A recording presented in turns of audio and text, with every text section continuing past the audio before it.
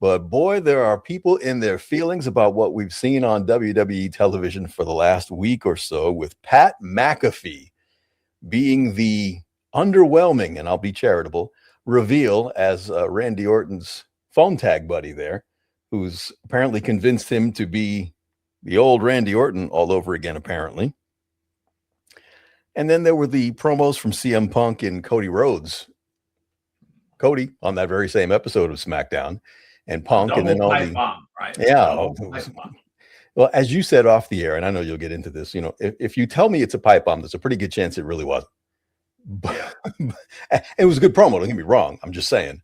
But, you know, immediately feeling the heat from the initial reaction, apparently in real time last Friday, was the so they say, at least, why Cody went back out there and cut that promo that he did last Friday. And between that promo after the attack for McAfee and Orton and Punk's promo on Monday, we've seen now the guy who runs TKO, the big boss, Ari Emanuel, referenced 2 times now in the last few days without ever actually saying his name. And part of the problem for me, among many things that are sideways with this as far as I'm concerned, Les. My question is this. Will tomorrow and the next day his wife come on the air and admit that she's never had anything to do with Epstein? Who knows where this could be going between now and WrestleMania?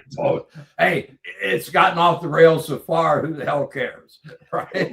My thing is, you reference him twice without saying his name, like everyone's supposed to know who actually owns TKO. And I'm not sure that everybody who spent thousands of dollars to come to WrestleMania actually knows who runs or who owns TKO. Maybe they know who runs TKO. Maybe they know who runs WWE, but they don't know that those people's boss, do they?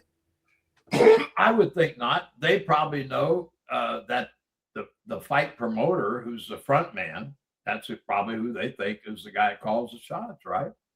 What's his name again? I'm sorry. Anyway, yeah. No,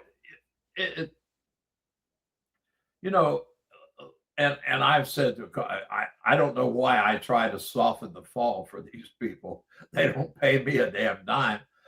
But I've said, you know, again, when this whole thing started, they had a faction of 5 at the top level, heels, and the faction of 5 went down to 2. And they weren't even the 2 major guys that started the whole thing. So everybody's playing, you know, put your finger in the hole in the dike sort of thing. We've got to stop this. But you know what? I don't think anybody wants to admit it starts back at the ticket prices. No matter who's on the card, the amount of tickets that have been sold, and you know, we can sit and argue and fight about that. But as you and I both know, with our dealings with corporations, the guys at the top aren't going to take the heat.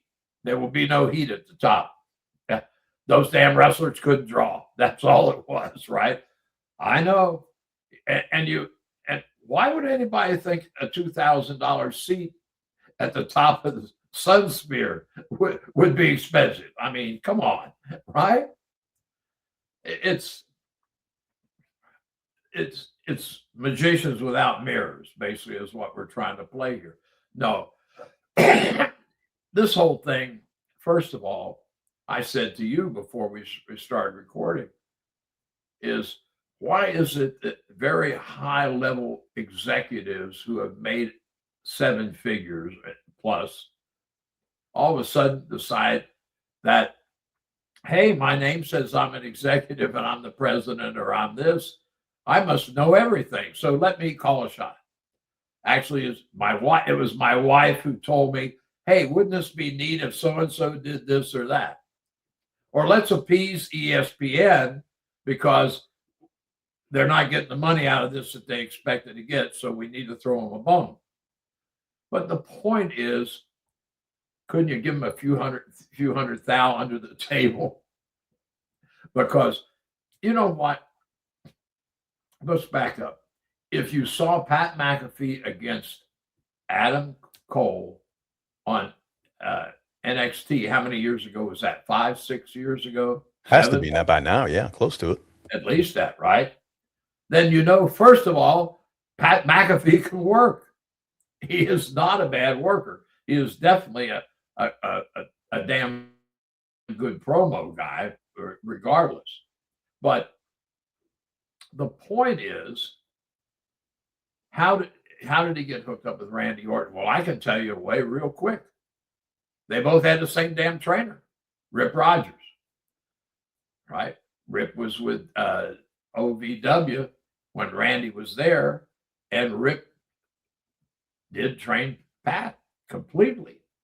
So there's your tie-in, but nobody probably thought that, well, nobody knows who Rip Rogers is. Nobody knows who Manuel, the guys at the top of of TKO are either, but they know now, don't they? And you could have, my God, you're talking to wrestling fans. So a fair percentage of wrestling fans would know the name Rip Rogers. And, know he was tied in with OVW, but whatever. But I'm going to say this, and nobody will figure it out, and they'll think God bless us is old and he's lost his mind. He's become senile. The thing that blew my mind most, and the thing that I ranted about, was that damn sunglasses that Pat had on. I thought, Pat, you realize WWE or TKO or whatever you want to call it is supposedly the top of the food chain. You don't pull cheap indie stunts at the top of the food chain. Hey, I'm a heel. You know how you know I'm a heel? I got sunglasses on indoors. Pat, it's older than you are, for Christ's sake. Stop it. that upset me, right? It's like, oh my God. I'm sorry. It just did. But if you're, again, my background in this stupid business. So, that's exactly, I thought, Christ, that's an old indie trick. Let's give it up. Drop those sunglasses. But he didn't fit. Again, the Rip Rogers may not be a great fit, but it is at least a fit. So anyway, we're trying to plug the holes in the dike. We have booked 3 celebrity wrestling matches in one WrestleMania. Ashes to ashes, dust to dust, right? If you remember 42 years ago, we booked probably more than 3 celebrities into a WrestleMania. We had Ali, we had Liberace, who else? Billy Martin, the longtime manager of the Yankees, was the timekeeper. Right. Cyndi Lauper managed Wendy Richter at that show. Right. Yeah. So, yeah.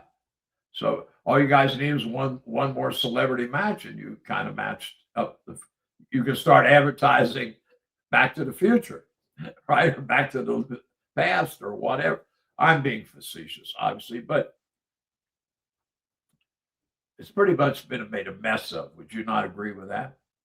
Here's the thing that really, yes, of course, especially after the promos from the last couple of days from both Punk and Cody, which I think, while they were both good promos, as promos go, I'm like, man, I'm sounding the alarm here a little bit. And certainly not the end of the world, but let me just run this by you and tell me what you think.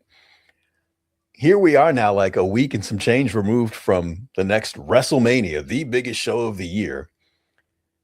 And we've got WCW-styled work shoot promos, which feel like they're a panic response to the way people have been critical of the company over the last few months.